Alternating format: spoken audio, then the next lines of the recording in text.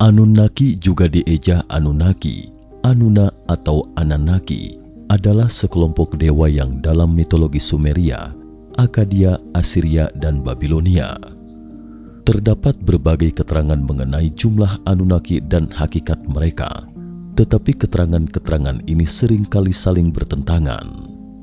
Dalam tulisan-tulisan Sumeria yang berasal dari zaman pasca Akkadia, Anunnaki adalah dewa-dewa terkuat keturunan An, dewa langit yang menentukan nasib umat manusia. Dalam kisah turunnya Inanna ke dunia bawah, Anunnaki digambarkan sebagai 7 hakim yang duduk di hadapan tahta Ereshkigal di dunia bawah. Naskah-naskah Akkadia seperti epos Gilgamesh kemudian juga menuliskan keterangan yang serupa.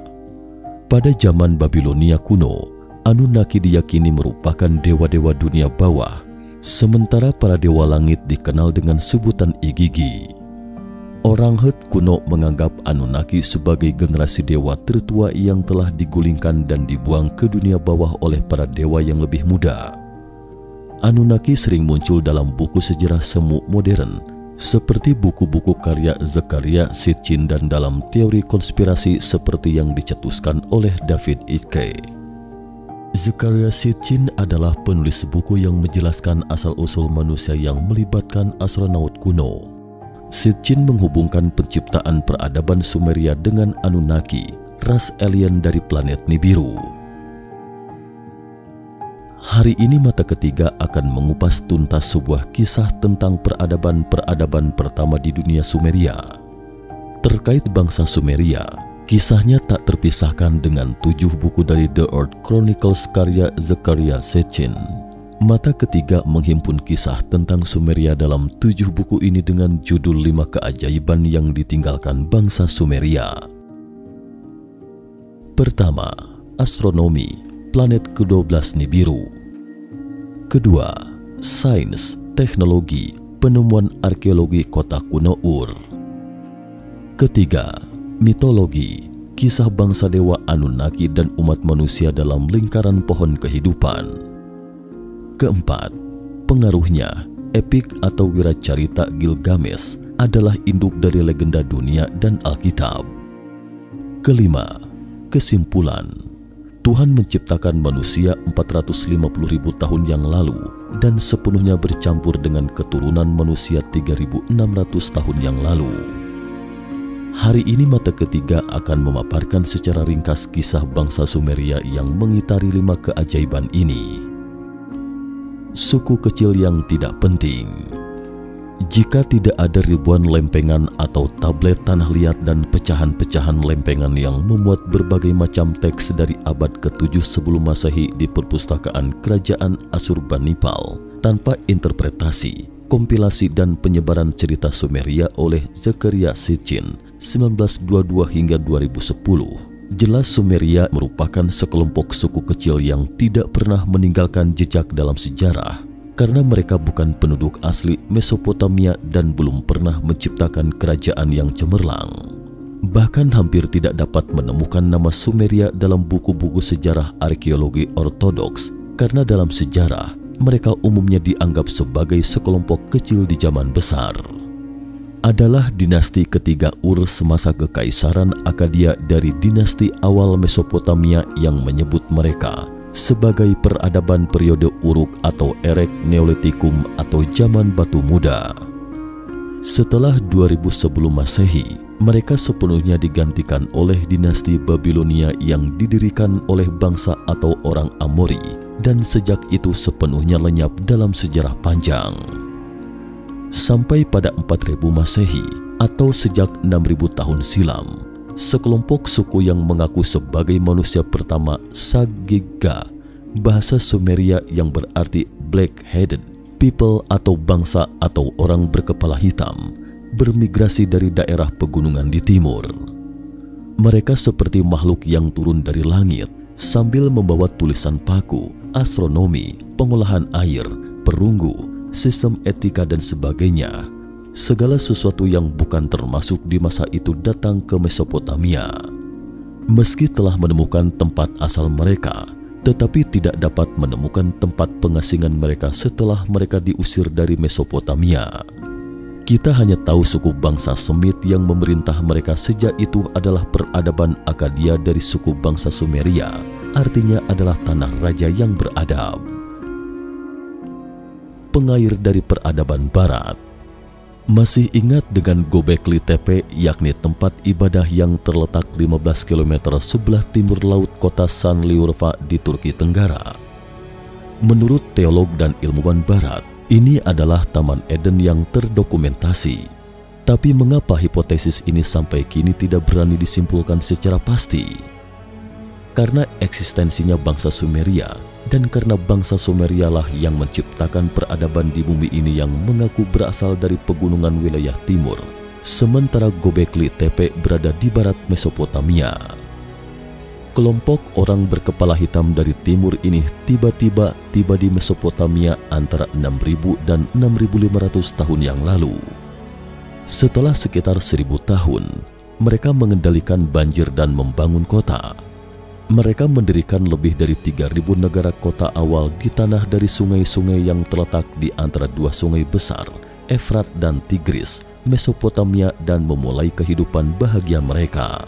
Mereka hidup bahagia seperti ini selama lebih dari 500 tahun. Kemudian tiba-tiba bangsa Akkadia dari suku nomaden Semit dari barat menaklukkan mereka. Kelompok penakluk ini berasal dari dataran tinggi Anatolia yang merupakan daerah di sepanjang Göbekli Tepe.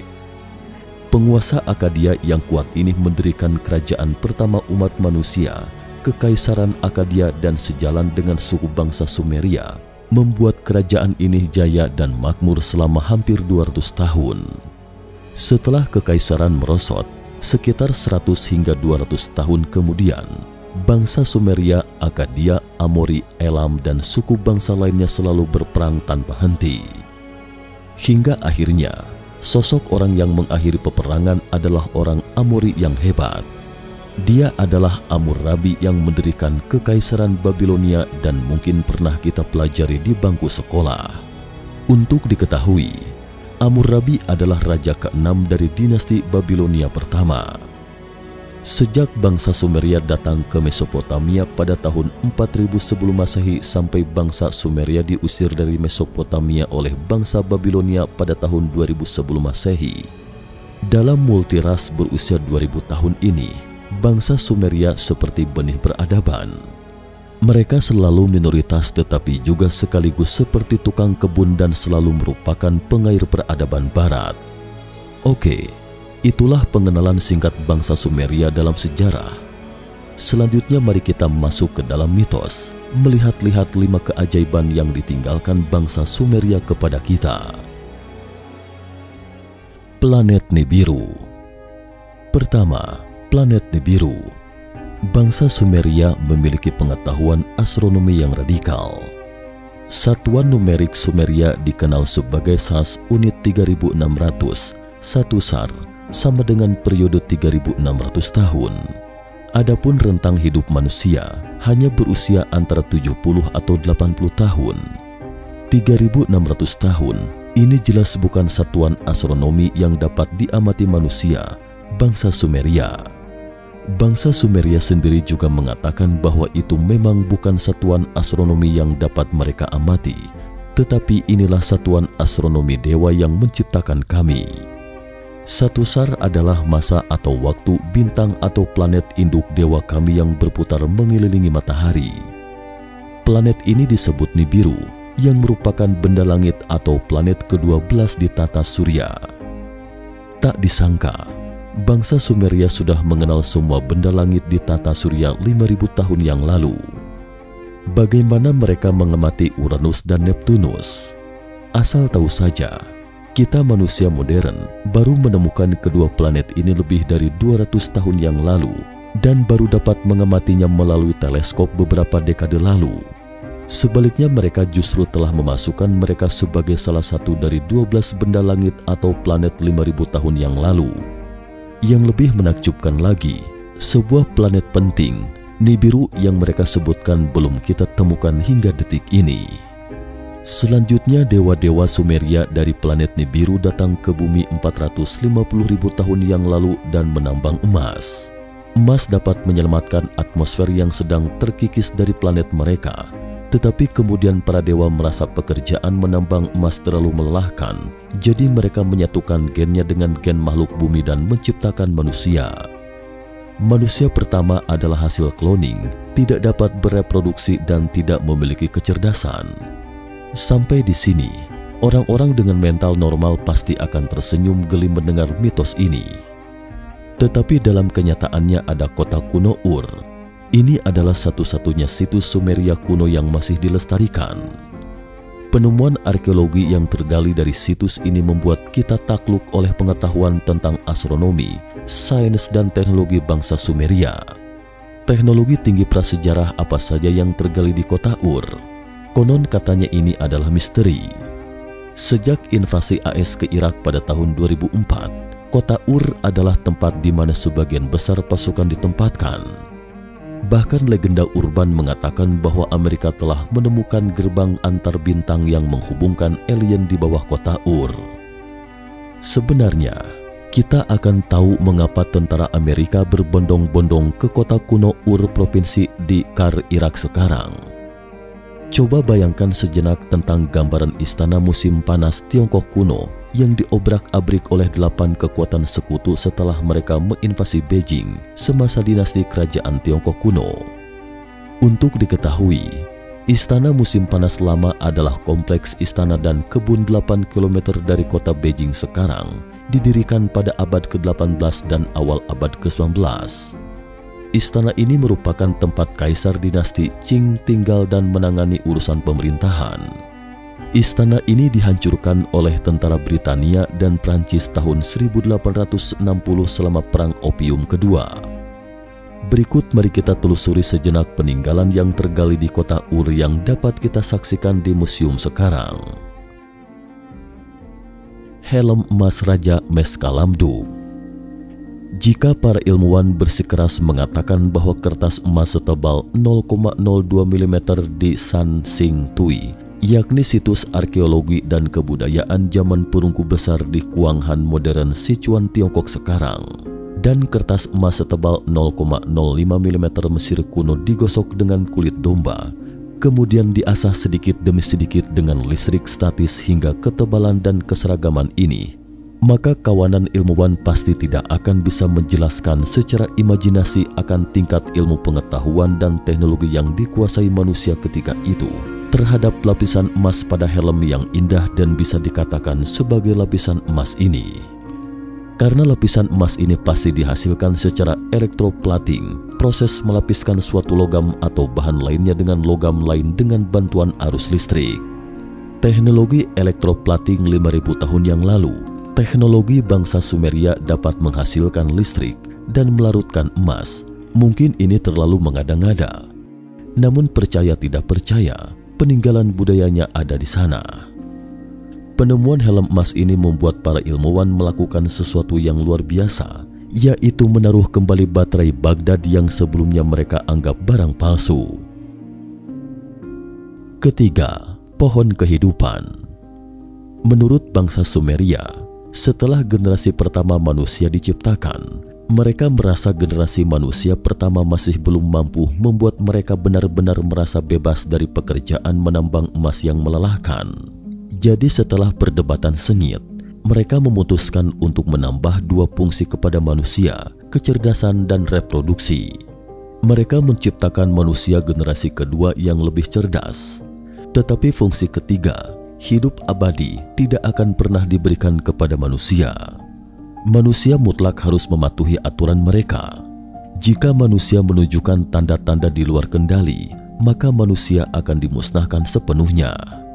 Setelah para dewa menandatangani perjanjian ini, lahirlah generasi manusia kedua, dan mereka, dewa, akhirnya bisa terbebas dari kerja keras penambangan emas.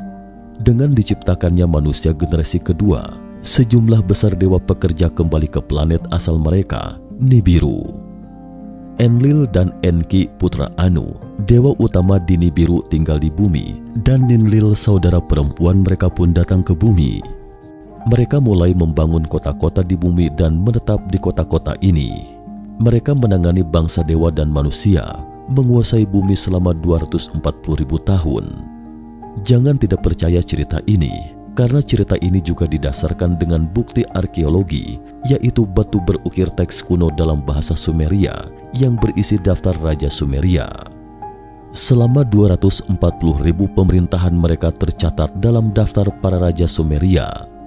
8 raja dari 240.000 tahun pemerintahan masing-masing memerintah selama rata-rata 30.000 tahun. Manusiakah ini?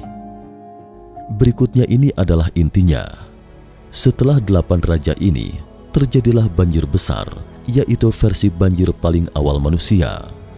Pasca banjir, masa pemerintahan raja-raja berikutnya mulai kembali ke rasionalitas.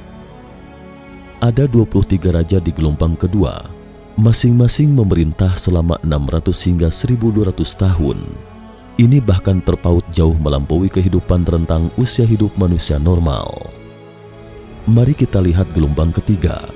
Sejak dari gelombang ketiga, mulai ada masa 6 tahun, 8 tahun, dan 36 tahun yang lebih rasional. Tetapi ada juga yang irasional seperti 1200 tahun dan 420 tahun lamanya. Selanjutnya gelombang keempat. Dari gelombang keempat, kita dapat dengan sempurna mencocokkan urutan raja-raja ini dengan penemuan sejarah, membuktikan bahwa bangsa Sumeria tidak berbohong dalam daftar raja-raja itu.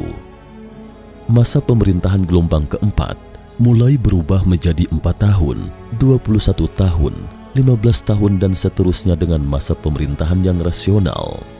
Mengapa bisa demikian? Apakah penguasa gelombang pertama itu adalah dewa? Gelombang penguasa kedua juga bukan manusia. Hanya saja gelombang ketiga, manusia baru dilibatkan. Dan gelombang keempat adalah zaman umatnya manusia. Sebenarnya apa gerangan yang terjadi antara manusia dan dewa? Apakah dewa memberikan fungsi ketiga kepada manusia hidup abadi? Pertanyaan terakhir, apakah kita ini manusia biasa dalam arti yang sebenarnya? Sampai di sini dulu cerita kita hari ini. Di edisi berikutnya, Mata Ketiga akan melanjutkan kejutan berikutnya. Jika suka dengan video Mata Ketiga, jangan lupa like, subscribe, dan share. Terima kasih atas perhatiannya dan sampai jumpa di episode berikutnya.